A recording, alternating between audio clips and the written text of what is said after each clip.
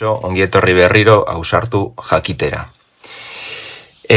Bideo honetan jarraitzen gara oxoazidoekin eta ja hartzen dugu formulazioaren bidea.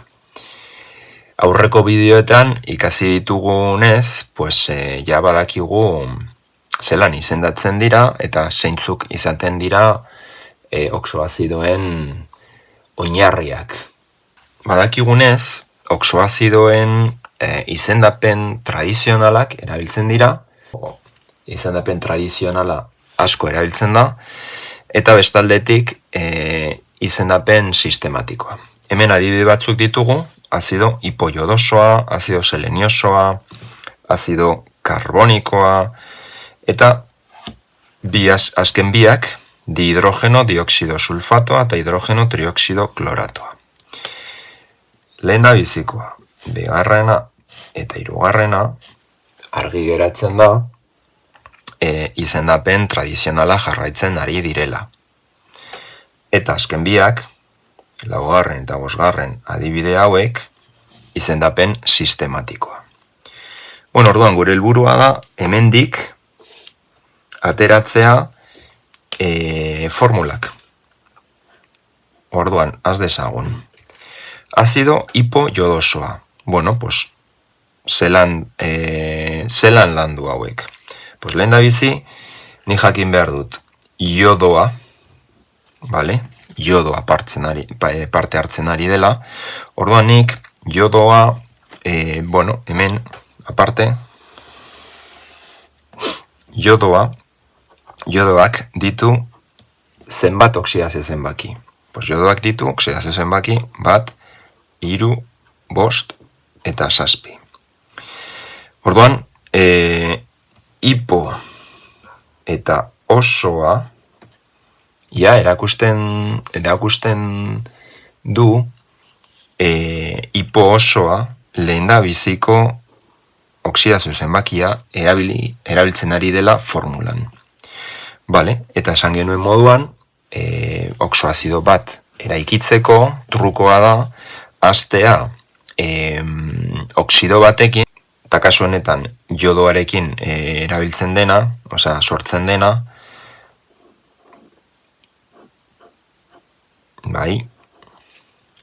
eta iodoa esan dugu lehendabiziko oksidazio zenbakia, orduan hauxe izango da formula. Gogoratu, hau ez dela berez oxido bat, baizik eta halogenuro bat, ze halogenoek daukate oksigenoa baino elektronegatibitate handiagoa, orduan horregatik doaz beti atzetik.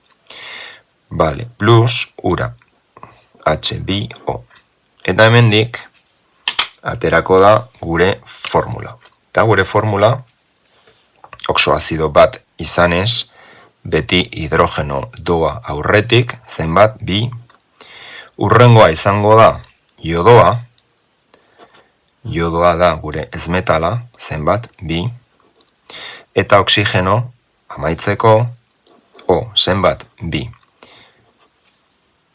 Baldin bada, posible baldin bada, beti simplifikatu, H2O. Eta hause da gure azido hipoiodosoa. Urrengoa izango da seleniosoa. Orduan nik hemen ja aurkitu dut selenioa dela ezmetala. Eta osoa. Selenioa. Zenbat oksidazio zenbaki ditu? Selenioak. Selenioa 2, 4 eta 6. Osoa baldin bada, hiru aukera izaten dira, orduan hipo osoa eta ikoa. Beraz, osoa izateko bigarren oksidazio zenbakia erabiltzen du. Eta aurreko adibidea moduan, nik eraiki behar dut oxoazidoa, oxido bati ura molekula gehituz. Ur molekulak gehituz. Orduan, selenio, Se, oxidoa, Oxigenoa pasatzen dio 2. Eta selenio esan dugu 4 erabiltzen ari dela. 4. Vale. Bueno, hause, claro, simplifikatzen dugu. Vale, jartzen dut nik hemen. SeO2. Hause da, selenio dioxidoa. Eta oxido honi ur molekula gehitzen diogu. Dana antolatzen dugu oxoazido baten egitura jarraituz, eta ateratzen da H zenbat 2, bai?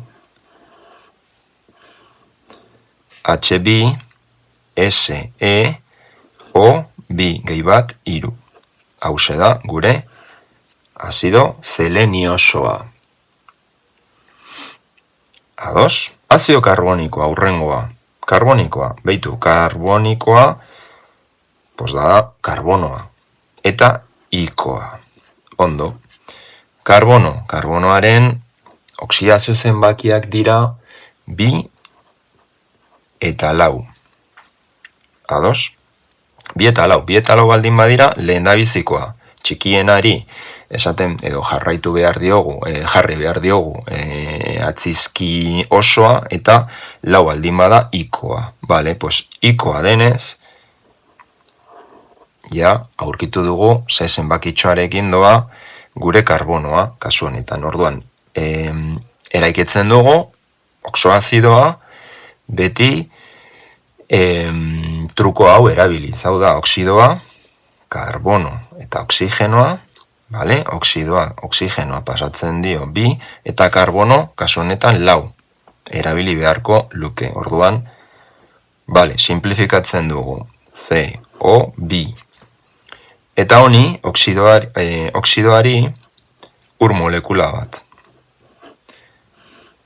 Eta hemendik, dana, egituratzen dugu oxoazido baten antza. H, 2, karbono, bat, oxigeno, 2, bat, 3. Hauxe da gure azido karbonikoa. Perfecto. Bueno, azken bi adibide errazagoak izaten dira, era sistematikoak bakarri jarraitzen du izena.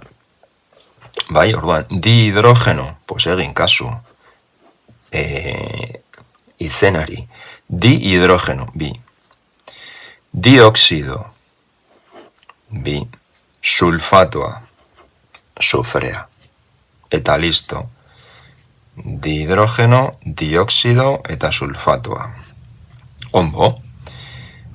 Eta azkena. Hidrogeno, zenbat? Bat bakarrik, ez du jartzen di, tri, tetra, orduan, aurrizki gabe, bakarra. Trioxido, 3. Trioxido. Eta kloratoa, vale? Orduan, kloroa parte hartzen du formula honetan. Eta listo. Bueno, ikusi duzuen moduan, izendapen sistematikoak dana askoz errazago egiten du. Bai, orduan bakarrik jarraitu beharko genuke pues hemen idatzi dagoen izena eta dana antolatu eta listo. Bestean, tradizionalean egin beharko genuke pues kontuak zehaztu behar dugu pues ze oxidazio zenbakia jarraitzen ari da, eta gero oxidoa sortu, ura gehitu eta dana antolatu. Orduan pausu gehiago beharko lituzke formula zaharrak, formula tradizionalak. Eta listo. Bueno, hauxe izan da dana, orduan. Nik espero dut dana argi geratzea adibide hauekin, formulazioa ez da hain zaila, baina bai kontuan hartu beharko genuke tradizionala zein sistematikoaren oinarriak. Bueno, espero dut burua erabiltzea eta ausartu jakiten. Mila esker!